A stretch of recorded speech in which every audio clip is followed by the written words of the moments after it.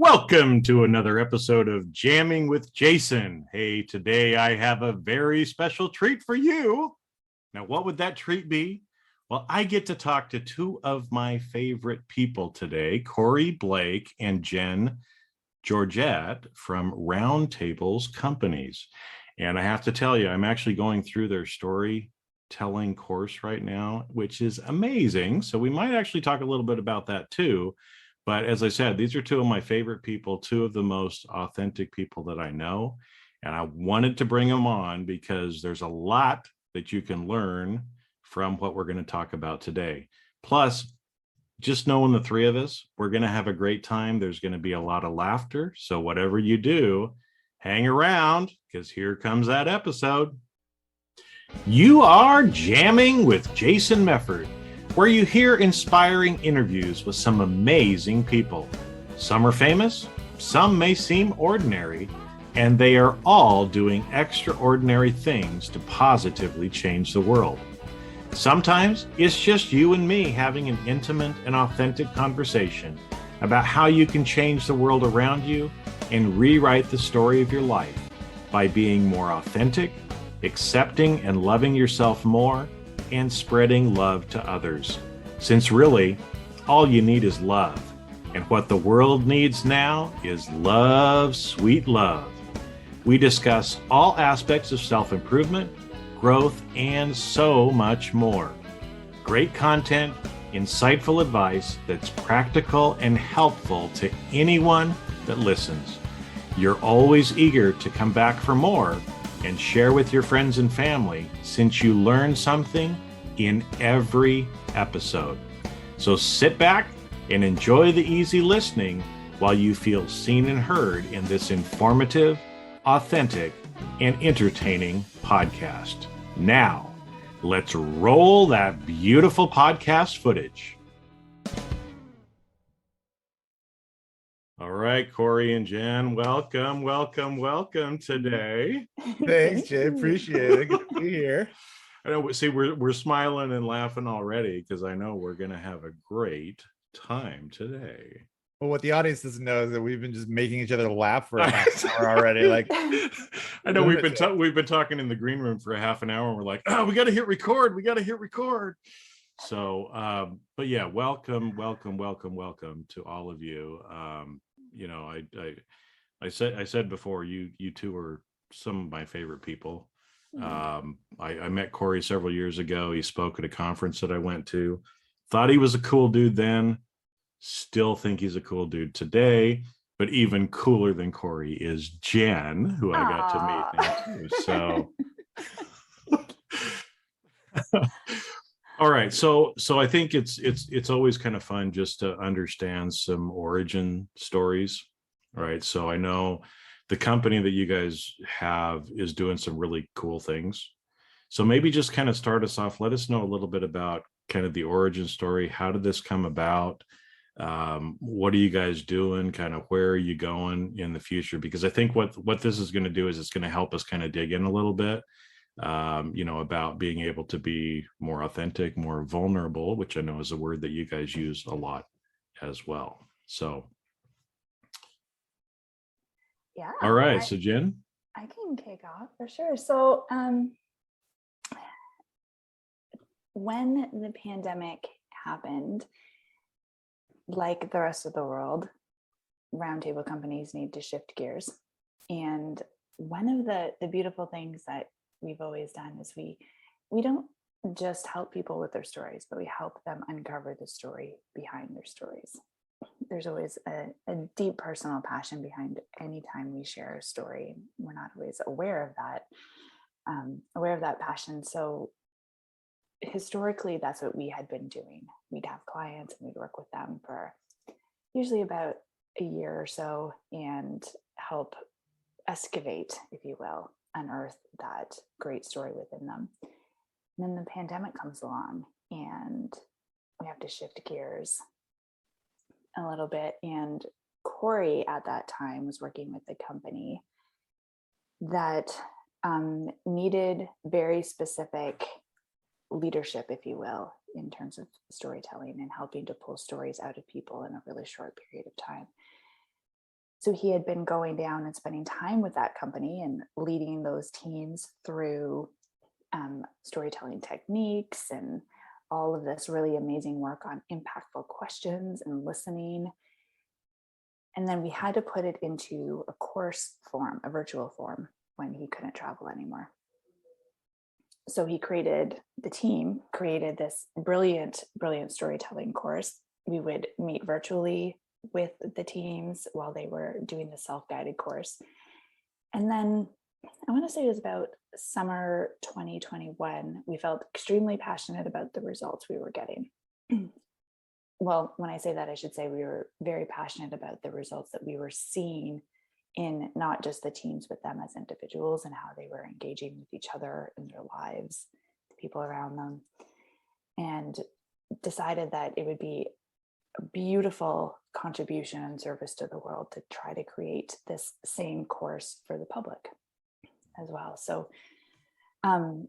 wanting to offer it to individuals who wanted to come together in community, but also if there was other corporate teams that wanted to come together and use it as a tool to build trust and vulnerability and culture and community within these workplaces that were changing so rapidly and had this new configuration that everyone had to adapt to. How do you still feel bonded to people when you're working from your home? So that is a little bit of the origin story. We ended up launching our first public course in December. We started it in January. They have just graduated. We have our new class, which you're in, Jason, right now. You guys are in the trenches of all of that. And yeah, we have a bunch of other courses coming later in the year. We have a few corporate courses happening as well. And it's been a wild ride. Well, it's exciting. And I know, because when I first met Kari, it was probably four years ago, the conference that I went to, it was the first time that I heard somebody use the term container. We're going to kind of create a container. And at first that concept was a little off on me. It's like, what the fuck is a container, right? It's like you put milk in it or whatever else, right? But what I realized, because I saw Kari do there, and I've seen you do this in the course as well, is breaking down some of those barriers and actually helping people to trust each other, to feel okay being vulnerable, which is something that as humans, right now it's always like, no, we're the best, I'm the greatest, right? Kind of a thing. But of actually creating that community and doing a lot of different things that you've done to be able to make people feel safe and connected that way. And so maybe we can talk a little bit about that, because like you said, it's something that we all need. And in fact, you're helping companies to do that. So what are some of the things that we're learning, or some of the things that you're doing, so everybody that's listening can also be able to do that with other people around them as well? Yeah, so Corey sums it up really, really well when he says, it's not very often that we can have an unsafe experience in a safe place. Mm-hmm. And I believe really strongly that that's what doing this kind of work in community is really about.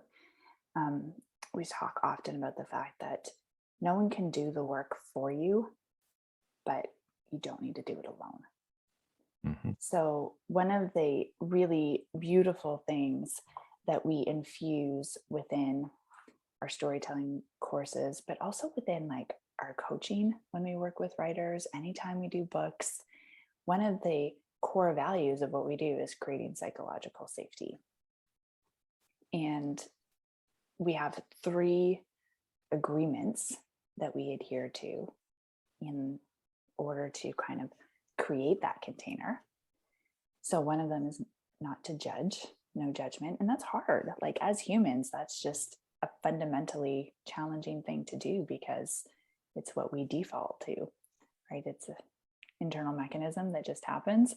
So having to be very intentional and aware and stepping outside of our judgment to just truly hold space for somebody, no fixing, again, as humans, we want to be helpful, right? We want to come in and find solutions to problems, but a lot of the time that's not really what people need. And also, when we fix, what we're doing is we're telling someone that they can't handle it on their own. We're telling somebody that their feelings are too big for them, so let me come in and help out and let me manage the situation for you. And most often people just need a safe place to land. They just need somewhere to put their story. And the last piece of the puzzle for us is presence.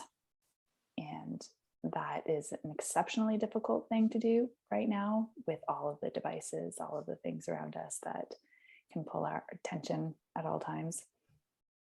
So we try to, if we're sharing stories within the Story Hero, the storytelling course, we specifically ask that people let spouses or children know. Try not to come into the room at that time. Please turn off your phones. Do whatever you can to truly be present, because we're always trying to honor the person who is sharing their story. Yeah, and I think those are those are three things that are they're pretty simple, but they're harder for us to do, right? Yeah, because they are. because I know, I mean, the judgment thing, we can come back to that, but especially when you're talking about like the no fixing, is that, especially in a lot of relationships, and typically you see it this way, a man and a woman in a relationship, let's say, right, where the woman will be sharing something, and the first thing that the man wants to do is jump in and fix it, right? Because as men, we feel like, well, we're here to fix, somebody's asking me for something, they must want my help and they want me to fix it. And that causes a lot of rifts in relationships, when the reality is, no, I just want you to listen, I think, right? I don't want you to fix me. I just want you to hear me. And I think it sounds like, I mean, that's, everybody has that desire, I think, right? Well, and I think everybody has the desire to be needed, Yeah. right? And oftentimes we equate fixing with being needed, but it isn't always what the other person needs. And I totally get that. And like, my husband and I are very similar that in that dynamic, we're similar that way. He's a fixer, just in terms of how his brain works. He's an engineer, he's a problem solver, and I'm a deep feeler. So I have to preemptively come into the conversation sometimes and just share that, okay, I'm going to unload. I don't need you to fix anything. I just need you to listen to me. So I can set the stage ahead of time. Well, and I think, the no judgment is hard too, right? Because we tend to be kind of, we're meaning making machines, right? So everything that we end up seeing, we make some judgment about. We use words like good, bad, because we're kind of judging. We like to put everything in these little discrete categories, right? But what if those categories actually don't exist? There is no good, there is no bad, right? Because again, I mean, I know, one of the videos, I can't remember if it was in the course or if it was the TED Talk, but the TED Talk is in the course too, right? Cory, where you were talking about vulnerability is sexy, and you kind of go through and talk about, like first date, whatever else, I'm this person, and then you drop a couple of bombs on people, and you were like, so how do you like me now? So do you want to go there a little bit? Because I think that kind of illustrates some of the judgment, right? Because I think some people might be quick to judge because of some of the experiences that you were sharing, but really there should be no judgment. Well, judgment is, like you said, it's inherent. We can't entirely turn it off. It's a part of our mechanism. And when we can suspend it, we tend to be kinder to ourselves while we're being kinder to other people that we are potentially levying judgment against. Because typically, I think my perception is that if I'm judging you, and I know this is somewhat of a cliche, but if I'm judging you, essentially I'm putting myself in the situation that you're in in the limited degree that I know it, and saying I wouldn't do what you're doing, and therefore what you're doing is bad or not as good as what I would do, right? And yet reality is, right, how much do I really know about your situation in that moment? Minuscule amount. So whenever we can relax that default state and just lean in with curiosity instead of leaning back with judgment, I think we find opportunities for really surprising, delightful connection. Like when I'm on stage and I share with people that I stole from my first employer, like I will see a very small percentage of people who essentially kind of do that lean away, like, who put this guy on stage? But that's a very small number of people. Most people have the counterintuitive response of trusting me more for having shared something before they found out about it later, right? Like, because when it comes from us, when the thing that we know is judge worthy, you could say, comes from us, I think we create more connective tissue as opposed to less.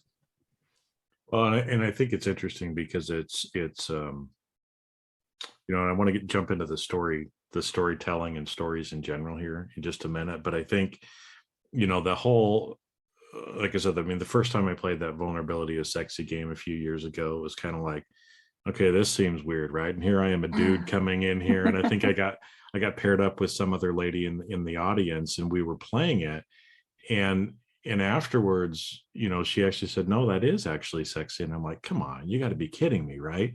And then I've been in certain group settings, where, again, I cry sometimes, other people cry, other men cry. And I don't know how many times that's happened. And like the women in the meeting are like, lighten up the chat, like, oh, that's so, they actually use the word sexy, kind of a thing. And it's like, we've got like this male dominated, we've got to be macho kind of thing, but actually sharing about ourselves, right, which is part of our story, and letting other people know that we're alike. Mm-hmm. Right? You might have stolen from your employee, but everybody in that room, even the people who are judging you, have probably stolen something in their life. So doesn't that actually make us more relatable and more human and more likable, even when it's something that might be, to the world might be taboo or disgusting or whatever, right? I just had my own little internal judgment thing that just got so triggered when you said employee instead of employer. And I was like, oh my God, I'd be such a piece of shit if I stole from an employee. Oh my God. I forgot the E on the end of that. Oh, whoa. But that was right. Like, oh, my version of the story is okay, but that one is bad. Like, yes, to me, that sounds worse, but like, but that's just judgment, right? Like, it's just comedy. But something that I just put together, Jason, that is just blowing my mind in this moment right now. Nancy Sayer, who's also in your class, was at that event playing that game the same night that you were. Yes, you guys were both. Like, I hadn't pieced that together. We played Vulnerability is Sexy with a room of like 200 people. Yeah, and it was so cool. It was so much fun. Everyone, like, we grouped people off in groups of 5 or 6. And essentially we used PowerPoint slides up front with questions. So each of the groups was responding to the same cards and whatnot, but it was, and then afterwards, I remember we passed around the microphone so people could talk about what it felt like to listen differently, what it felt like to listen without having to respond. And people were so excited to talk about how meaningful that was, right? That's a real key piece of, I think, of this, of the way that we approach storytelling is how do we be with each other, but also really give each other the space to be without being solution oriented, without thinking, right, like having a responsibility to the story other than just be with it. We don't get a lot of that in life. No, and what's interesting, because again, as we're sitting there talking, I mean, who knows where we're going to go? We never know where we're going to go on this, right?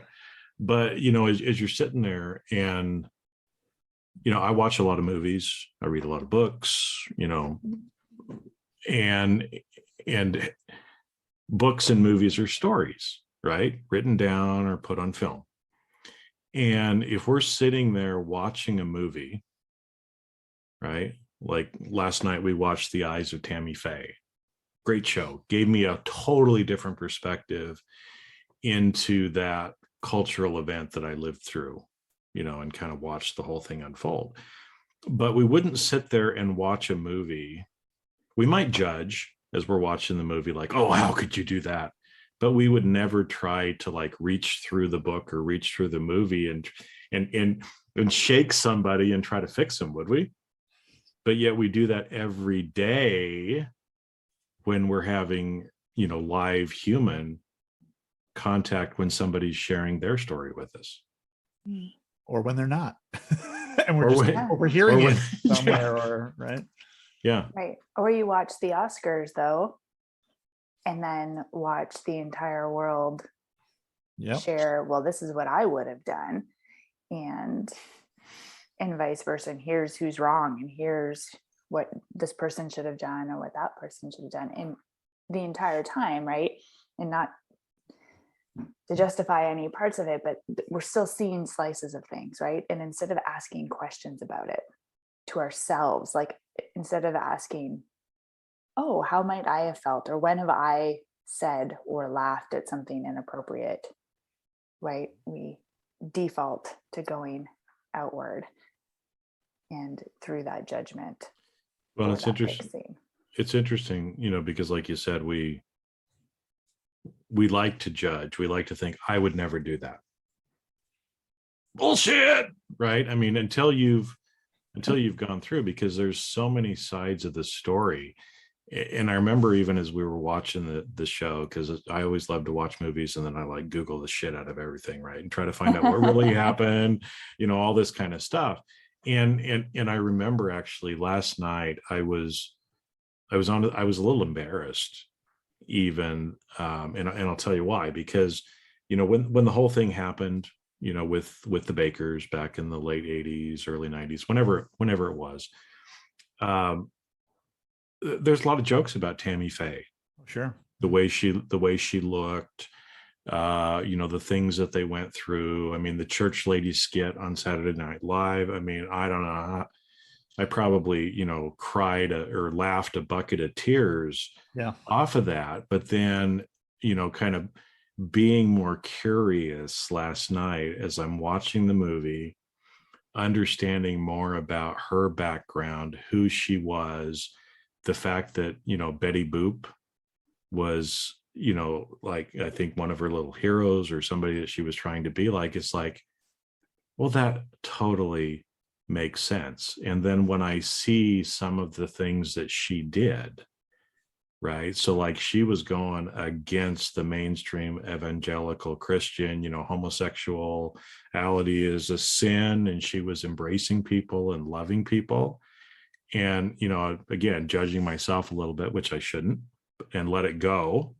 But my goodness, why did I think it was funny to make fun of this woman who loved and helped so many people? And we do, right? Like We I'll do. tell you, it drives my wife friggin' crazy when I lean in with curiosity and I'm like, I don't know. It makes me wonder, right? Like, what don't we know? What happened between their relationship that we have absolutely know about? What did they bring into this moment? Even, you brought up Will Smith, Jen, and even him, the way that he talked about being the protector, like he was going through, like there's some experience that he was in the middle of that this just happened to fall, right? Like during but I say some of that stuff to my wife and she loses her mind. She gets like, I think so many people in the world, they need us to have a definitive, like there's right, there's wrong. And if you're in that middle, there's like, how dare you? Oh man. And I get it in my own home. It's just comedy. Like, so she just wants me to rant with her and just say, no, he's an idiot and he's wrong. And what a jackass and he'll never work again. And like, whatever. And I'm all about the gray area. Yeah. That spectrum of like what we don't see. And I've had moments, right, where someone's made a joke that's inappropriate and cognitively know that it's not appropriate, but there's this delayed reaction, and I laugh, and then I'm like, oh, I don't think it's actually funny, but I don't know what to do in this moment, right? Like there's these moments, like the human condition, just we're completely imperfect humans at all times, trying to navigate this world with all these layers of stories of our own that we bring to the table. I can't even begin to tell you how much my personal story of wanting to belong and feel included has impacted my behavior at any given time. And it's not something I'm always proud of, but it's always present, and I'm always having to navigate that story and work on rewriting it and shaping it in a way that feels integral with the person I want to be. Well, it's interesting because as you said that, right? I mean, we all have our own stories. We've all had different experiences. We've created stories within ourselves. So, even the three of us, even though we're so aligned maybe on so many different things that we believe or values and other stuff like that, we've all had different experiences. So when we are seeing or hearing some story or something that's going on, we're all going to probably have a different reaction because we're all viewing it through different colored glasses, right? And today we all are wearing glasses, so there we go. But different colors. but it's people that have never gone through certain things may not be able to understand them.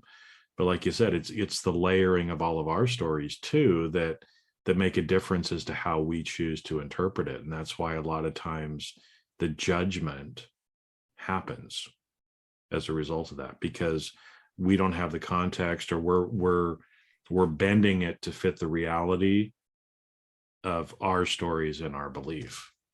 Yeah. What drives me so batty is the opportunity cost of that judgment, right? When we think about like some of the stories that fascinate me the most as an example, but I think that this extends into all of the little moments that happen in the world. You take the beginning of the Me Too movement and some of the things that some of these celebrity men were doing. Okay. And Louis C.K. comes to mind immediately because his is so extreme, right? But if we just cast judgment and don't ask some questions, we don't get to explore what I think is the most fascinating, which is like, okay, well, if what the news tells me is that the guy, forgive my language, jerks off into a potted plant, right? What were the 3 steps before that so that made sense? Because as human beings, we do things that make sense to us. But like, so that means there was a whole lead up of events to where that was the thing that in that moment was to him the thing to do. Mm-hmm. When you get to those extremes, like that's where the stories get particularly fascinating. But if we just cast judgment, we don't get access to any of what makes us so fascinating as human beings, which is we rationalize really crazy stuff in our lives. And we've all got, versions of these things that if we just cast judgment on each other, then we don't get to explore, oh, wow, what were the steps that, right, storytelling wise, that you took in order to make sense of how you live your life today? Every little moment like that, I think, is so rich for us to explore. And we just block ourselves off from how remarkable we are as human beings, how creative we are, even when it's creative in really destructive ways or really bizarre ways or really upsetting ways. It's all still beautifully human. Well, it is, and that's why, again, I mean, I want to jump over into the storytelling a little bit too, but I think it probably makes sense to pause a little bit here too, because again, as people are listening, it's like, well, this is great. Why am I listening to this? Well, and again, you got to read in between the lines. Because we went down a rabbit hole that got to Louis C.K. No. But everything that we just talked about, right, is there's a lesson in there for everybody who's listening, right? Because again, as you listen to this, as we're talking about this, there are things that we're talking about that you can do that will make your life better, that will make other people's lives better around you, right? So we just shared some examples about, ways that people have been judging or trying to fix. And, we'll get into probably a little bit about presence too, right? But what if instead of, I love that term, Corey, that you use, leaning in versus leaning out, right? If somebody tells you something and your kind of physical response is you feel like you got to lean back, like you got to get away, like, oh shit, Corey, you thief, if you're feeling that, stop, right? Pause and kind of think about why am I leaning back? Why am I not being curious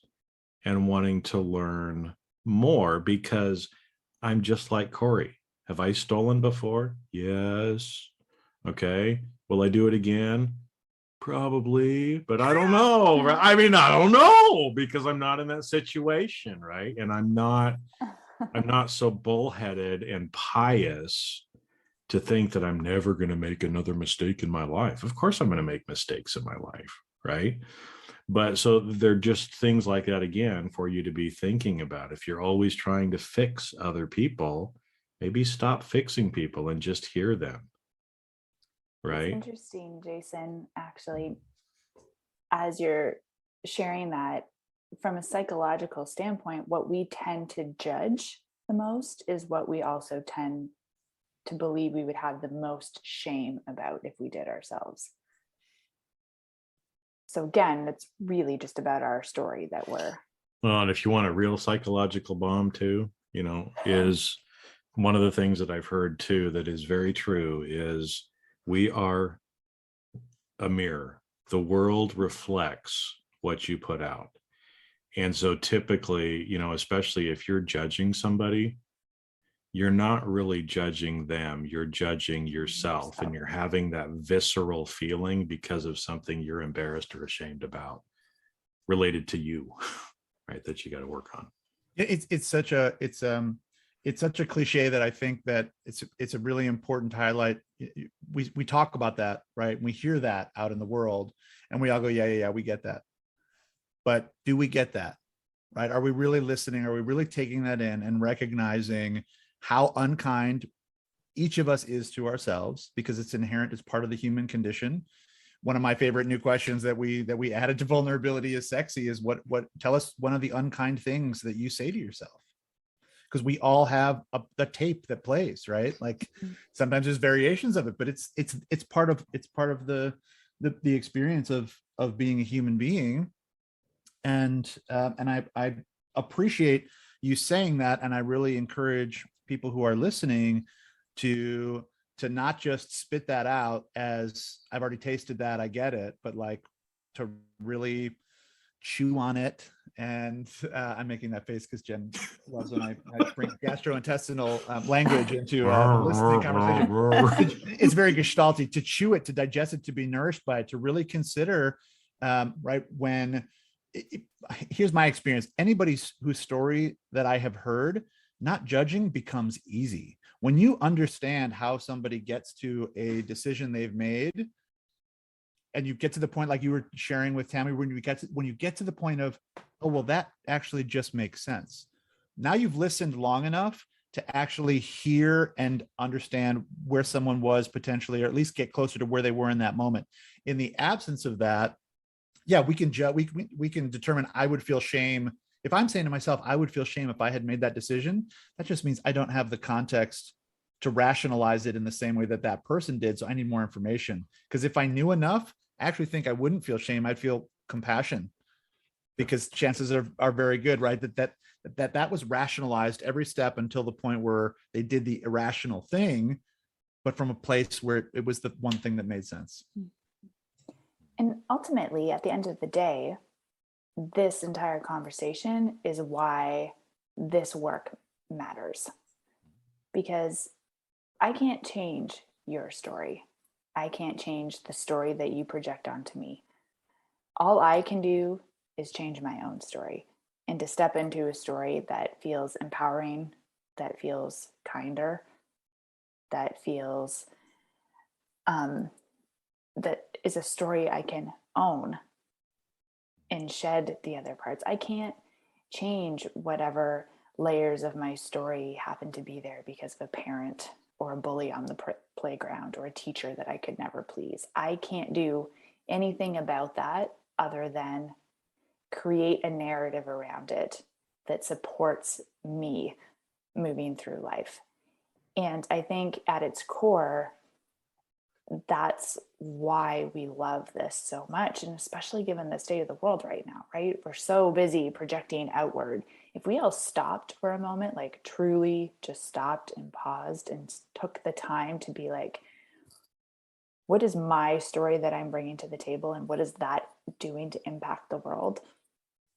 Then I think we would have a ripple effect that would enable all of us to sit the way we're sitting right now and having a discussion, a dialogue versus fighting and needing to be right instead of being happy. Well, and I think there's, I love talking to people and doing things like this because my story that I choose to believe, and this is based on years of traveling the world too, is that, most people in society, they put certain people up on a pedestal, celebrities, other people like that, right? Athletes.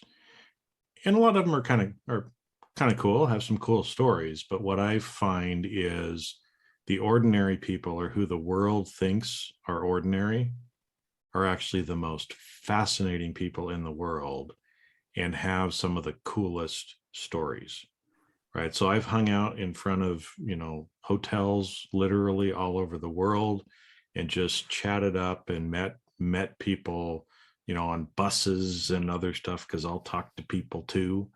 And I will tell you that ordinary people have some of the most extraordinary stories to share, but we don't share our stories because so much of the time we think, oh, it's just me, little old Jason, I'm nobody, right? When I've actually experienced some pretty cool things over my life, right? And I think everybody is that way. And so I want to segue into the course, because again, as I'm going through this, and kind of Jen, what you were talking about there too, is learning how to tell a story and bringing our own stories out of ourselves is actually healing as well. And like you said, the world needs healing.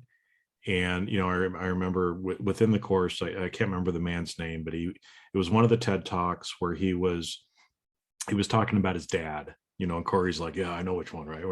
Where, the banker, Cripple Joe versus Banker Joe. Yeah. Great story, right? So So maybe, again, you guys know it better. I watched it one time, but maybe just give a little background on that, because I think it kind of shows how stories can be healing too. It's called storytelling transforms the storyteller.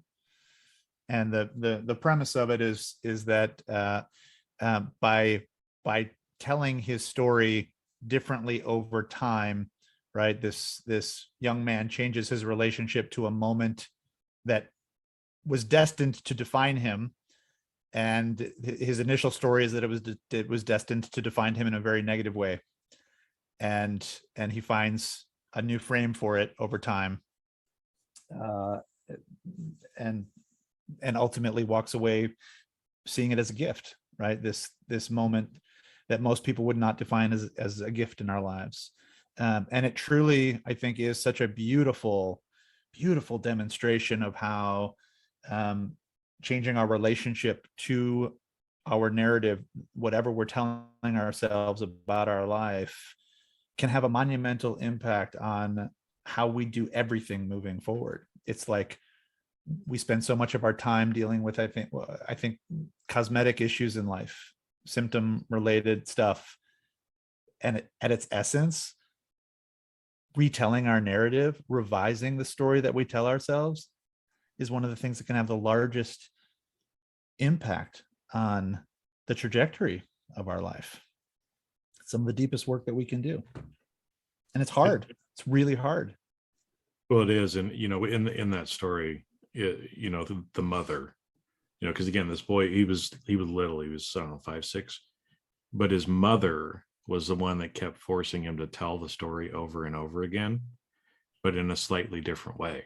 Mm-hmm. And as I was sitting there, and over time he was healing himself. And as I'm sitting there watching that again, I'm going, I know what you guys are up to behind this course, really. Right? I know you got the little eyebrows going there, it's right? A big it's like, I know your evil plan.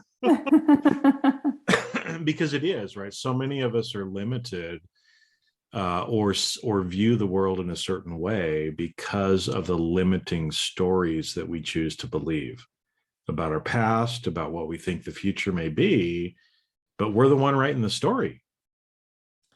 The right? reason that I love the course, like with every ounce of who I am, is because it's been proven to me over time that we can't think our way into a new story. Like intellectually, it just doesn't happen. It doesn't work. We try to control things in ways that get weird and and become extremely inauthentic. And so for the past, since we started this company 16 years ago, I've been creating experiences for people where they don't know what's happening until they get to the end and can't stop it. So they can't intellectually get in their own way. And the course, like even though you can watch that Storytelling Transforms the Storyteller and know what we're up to, you don't know exactly how it's going to happen to you. And you won't really put the pieces together until you're already there. And that is, I think it's fun. It's exciting. It has a magical quality to it, because it's almost like an illusion, right? We're guiding you through pulling out these pieces from your life in a way that you don't know what's going to happen to them. You don't know what we're going to do. Like right now you're in the journaling stage, right? Mm-hmm. Like, I don't know what's coming, but I'm looking. You don't know, but you're doing a lot of the hard work right now, but you don't know like what's going to be part of the story, what's not, how, and all this subconscious stuff is coming out of you right now that later you're going to be able to see from a completely different lens and go, holy smokes, it's all right there. Like, look at this trail of breadcrumbs about how I've become who I am today. But you don't know exactly what's happening while it's happening. And that's, we don't get a lot of that in life either, like where we trust, right, somebody to lead us down a path where we don't know what the outcome is. We don't do that very often. We do that with, like, that's a show. That's a magic trick. That's right. That's something that we do for entertainment. But we're kind of taking that principle and using it for how you think about yourself as a human being and the story that you use to invite other people into the magic of who you are. Right. And that requires magic. If you want magic coming out, you need magic going in. And you do have to invite others in, because part of the course is to share that with your class. And a huge part of the transformative experience is in the act of sharing it. Yeah. And it's, again, I've been in the training education space for a long time. And what, experiential learning, right? Because knowledge and learning are two different things. You can read a book, you can get a bunch of knowledge, but you never actually learn it until you've gone through it, until you've shared it, until you've pondered on it, until you've done exercises, until you've done things like share a story, right? That as a culmination. And so, what you're putting together is actually helping people learn. And really on a meta level, you're using the hero's journey as, the course somewhat being the guide to help you work through your own hero's journey at a meta level. And so again, a lot of people listening might be like, what the fuck were you just talking to? Don't worry, take the course or learn a little bit more about the hero's journey. You'll understand that. But it is actually pretty meta too. So Wink, wink, nudge, nudge. I caught that. I love that, right? I love it. It's a hero's journey within a hero's journey within a hero's journey. You're studying the hero's journey. It's super exciting. You're studying the hero's journey while you are pulling out from your own life what your hero's journey has been, while you are going on a hero's journey in this moment where the ordeal becomes facing the story that wants to be told. And most people have a moment of sincere panic where they have to go to that innermost cave beforehand and be like, how am I going to contend with this? What are people going to think about me if I tell them this version of my story that is, it's true, and but it's like it's more than people can handle, and there's all this consternation, and oh my gosh, so much angst. It's torture. But they make the decision, they decide what they're going to share, and then they're met with the most gorgeous, effervescent love when they do it. And you can watch people heal in real time from stuff they've carried with them for most, if not all of their lives, that suddenly doesn't seem so heavy and they just get to leave it right there if they want to after they've told that story and be free from it. It's a blessing to be a part of, I'll tell you that much. Yeah. Well, that kind of segues into to where I wanted, as we got to kind of wrap up here over the next. How dare you, sir? I know. I would go forever. I would go forever. Ever. But I think, because this kind of ties into what we've just been talking about here too, is that I see, one thing I try to talk to people about is being more authentic, because I think so much of the time, so many people are afraid to just be who they are because they fear that rejection. They fear the judgment from other people. And so, but going through and not only in the course, but I'm sure in other work that you have done as well, do people need to be afraid? Do they need to be hiding behind the masks? Or is it okay? And when you let go, you find out that the world is much, much different than you thought it was. Well, I will leap into that deep end with you, my friend. Let's start paddling, doggy paddle. I think we never stop. We can never shed that entirely. Like, there will always be aspects of our authenticity that I think we fear showing one another, like, because there's just so many layers of it. As soon as we get to one layer of truth, another one will make itself slightly apparent in our periphery, and then oh crap, we got more work to do. I think you asked the question of I heard it as, does it serve us to be afraid? And I think it's a worthy question. I think we are physically feeling a warning in something, and we get value from that warning. Sometimes, though, the value that we get from that is validating a belief, but not necessarily a truth, right? So our gut says, do not share that. And we say, well, I trust my gut. I have a great instinct. But, well, what if I'm misreading my gut, and that's my fear? It's actually not my gut, right? So I think we misinterpret that frequently. But my point being, when we have that kind of fear messaging of the world can't handle this, it is a fair warning that's saying, be thoughtful, be careful, because if you don't reveal this in a way where it can be heard without judgment, that has the potential to create some very serious scar tissue, and you may never try to reveal that again. Yeah. Right. So that's when something like our 3 agreements, I think, is particularly relevant, because you can increase the odds of having a successful vulnerable experience simply by, before I just vomit my vulnerability on you, it'd be a great idea for me to check in and say, hey, I have something I'd really like to share with you, but it's kind of vulnerable for me to do so. Do you have the ability to be present with me for 10 or 15 minutes? So first off, you can say, actually, like, I'm waiting on a call from the hospital. My parent is, So no, this actually isn't a great time. And then I can say, oh, thank you so much for letting me know. Like, can we set up a time that this would be when I can actually share this and you be present? So again, heightening the odds. If I don't ask that question and I just start divulging that, and your phone call comes in and you start looking at your phone, what's the story I'm probably telling myself? I guarantee it's not, oh, I'll bet he's got someone in the hospital and he needs to take, it probably starts with Facebook and a notification. Like, it's not nice. Right? Like, we don't go to the most generous places traditionally. So simply setting up the circumstance, and even to say to you, by the way, when what I'm going to share, please don't feel any responsibility to solve this for me. It's important for me to share it and for you to just hear it.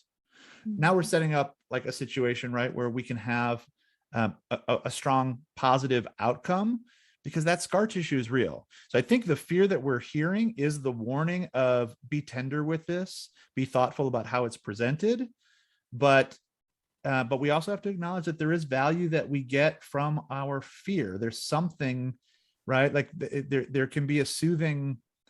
Since from the moment we're born as human beings, somebody else provides our comfort typically for a period, and then we have to learn how to soothe ourselves. We spend the rest of our lives trying to figure out how to soothe ourselves. Jen just raised her hand. That is the most adorable thing. Like, Cory, shut up. It's time for her to talk. I think if you're moved to jump in and just tell me, shut up. It's adorable. I jump in, please go for it. No, but what's so interesting is I love what you just said, Cory. And as I heard Jason's question, a completely opposite response came up for me. In the sense that, so Cory took it down the direction of how would that vulnerability feel for other people? And my gut instinct was, do we need to hide it from ourselves? Right? Like, am I capable of knowing this side of me? And it makes me think of this one particular story. I used to work in the fine arts for 6 years before I had my son, my first child. And there was this woman who worked with us, and same age as I was, and she every day looked like she walked out of a Vogue magazine. And everything about her was radiant and eloquent and refined, from everything she said to the way she looked to the way she walked down the hallway. Everything. Her nail polish every day was a different color that perfectly matched her outfit. And she was an incredibly kind person. And she just took up beautiful space in the room. And one day she just stopped coming to work. She just never came back. And I ran into her one day while I was out for lunch, and I said hi to her, and she explained to me that she just went home one day and just couldn't do it anymore. That the more perfect she tried to be, the more insecure she started to feel. And it had never occurred to me once in all the time that I had known her that she was putting so much effort into putting forth this image so she wouldn't have to look at what was underneath. And that wasn't her feeling afraid of what the rest of us would think. That was her afraid of meeting this person beneath the perfectly coordinated nail polish and outfits. And when I ran into her months later, she was equally radiant and elegant and refined, but so much more real this time. And you could feel it energetically in her. And so when I heard your question, Jason, the first thought that came to mind for me was that mask that we wear will get shattered at some point in time. It can either happen on our terms or it can happen on the world's terms. One way or the other, though, it will be done forcefully, or we can make the choice to slowly peel it apart and take a look at it bit by bit. And it is scary. I won't presume to say that looking at our shadow sides or our insecurities or our imperfections or our judgments or whatever it is, that's an easy thing to do, but it's a valuable and worthwhile thing to do. Well, and because I've gone through different exercises, one that was actually, it was called like a mask exercise, where you kind of like, write down, you put some demographics and some information about things that you're afraid of, and then you pass the cards around the room. And just how amazing the things that I put on my card. I get some card, female, 20 years older, almost exactly the same thing that I wrote down on my card. Right. When we think about, we made reference to the Me Too movement, and how many women for so long, had been, sexually assaulted or raped or other things like that. They felt the shame. They didn't want to share with anybody else.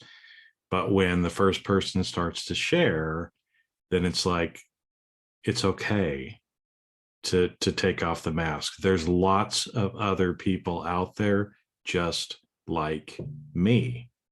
Right. I mean, I met up with some friends from high school. We hadn't seen each other for decades. And we're talking, and all four of us, infidelity in the marriage and divorce. It's like 4 out of 4 people. Right. And again, it's not scientific, but just how much of the things that maybe we're embarrassed about, we don't have a need to be embarrassed about, when you realize that there's so many other people exactly like us, but everybody in the room is embarrassed to let anybody else know until the first person goes. And then it's like, whoa, me too. Me too. There's an aspect of all this work really is about relieving personal suffering. Mhm. Really, right? Like it weighs us down. It takes a huge amount of our energy, and a lot of it's, as you're referring to, a lot of it's unnecessary. I think one of the reasons that we call our students heroes within the course comes from, Jen, what you were sharing of, this mask is going to be shattered when we do it on our turn. When we do it with intentionality, it's particularly brave, right? We can do it reactively when, if the call to adventure, we talk about the call to adventure, it starts with a whisper and it ends with a 2x4, like, right? If you don't pay attention, eventually it's going to hit you smack across the face, break your nose.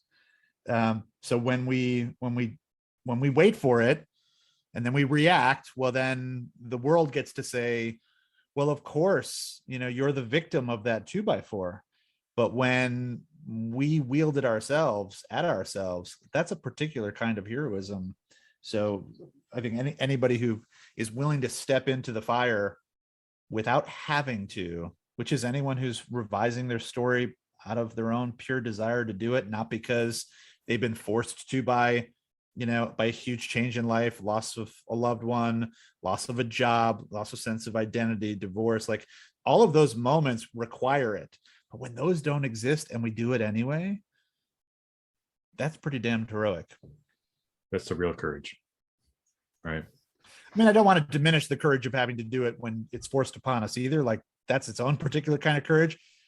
I just want to acknowledge when we don't have to and we still do, that really captures my interest. Good stuff. And as always, I know I love to rub my hands together. That's one of those little idiosyncrasies. I've been doing it for half an hour. Like when I get excited, I'm like, "Ooh, here we go!" All right. But yeah, I mean, again, we got to wrap up for today. But my goodness, thank you, Kari and Jen, for coming on here and talking about this. This is, I think you kind of wrapped up well. That it really, all of the stuff that you guys are doing is helping to relieve suffering, and enough people are suffering out in the world. Whatever we can do to try to reduce that, again, suffering within ourselves or also suffering of other people, the better this world can be. Right? We can all live happy, sing kumbaya, love each other, give hugs. I'm all about that stuff anyway. But you're highlighting for me that there's something natural that happens. I'll just say this real quick. Of when we remove some of the suffering from the equation, I think the container does get filled with more love. It's just the inherent natural tendency is it gets replaced with love. It has to get replaced with something, and when you're doing it with love, that's what's going to fill the void. And let's do more of that then. Who couldn't use a little bit more love in their life, right? All you need is love. All you need. Bum, ba-da-da-da. Right. The Beatles had it right, and that was 60 years ago. All right. Well, so I know we talked a little bit about the course as well. So for people that are listening and want to get into it, how's the best place for them? Go out direct to the website, or how's the best way for them to learn more information about that? Yeah, they can find roundtablecompanies.com. It's companies with an IES is where to find us. The Academy has its own page for all of our educational content, and they can learn a bunch more through there. Jen's our community director, so she's leading up community for Roundtable Storytelling Academy, and we love to share it. Would love for people to take a look. Yeah, we have a course starting with Cory. He's doing evening classes, and there's a course starting with me May 3rd that I'll be doing afternoon calls with the group, and we are always looking to add more heroes to the family. Cool. Very, very cool. And we'll make sure and put that information in the show notes as well. So again, Cory, Jen, thank you for coming on today. It's been a blast. Thank you. This is really soul-filling stuff. Well, good. I'm glad, because it was for me as well. And I know for everybody that did listen, it was as well. So again, this is one of those you might want to go back and listen to again, because we were talking about a lot more than what you probably caught on the surface level to begin with. The Thank Inception you for podcast. listening, internet. Thank you. Well, thank you guys. And I'm sure we'll have to have you back, because I had a great time as well. So We'd love it. Anytime. Thanks, Thank Jason. you. Thanks. And that's a wrap. Thanks for listening. The fact that you listened to this entire episode means you got value, and others will too. Do me a favor and leave a 5-star review with comments, and then share with others. You can also check out all of my videos on my YouTube channel and my website, jasonmefford.com. This podcast is primarily for education and commentary and does not represent professional advice. Views and opinions expressed on this show are that of the individuals and not of their respective organizations.